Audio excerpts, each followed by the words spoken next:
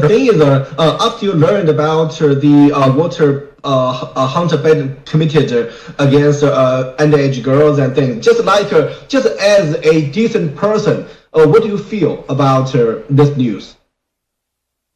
I think it's shocking. I think what you're going to see about Hunter Biden's lifestyle beyond that, with the drugs, with the other depravity that's associated with him, with all the sexual stuff that'll come out on the videos and the photographs is pretty shocking.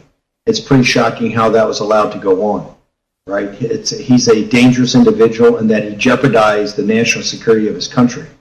It's clearly, Miles Groh told me when I first met him, is one of the ways the CCP compromises people is BGY, right? Online, women, and then money and gold. And Hunter Biden's a classic example of BGY.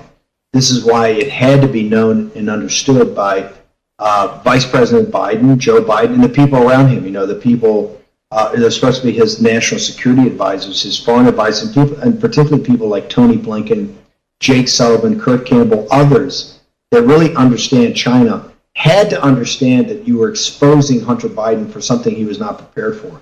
And that is really to be caught up by the Chinese Communist Party. So I think this is a great tragedy.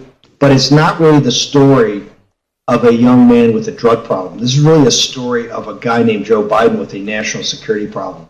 He's certainly been compromised by the Chinese Communist Party, just like they try to compromise everybody. So we have a major problem here, and it has to be addressed. I think the American people are going to start addressing it with two weeks to go in an election. And this gets back to why the FBI should have come forward with this immediately. We should have known this a year ago.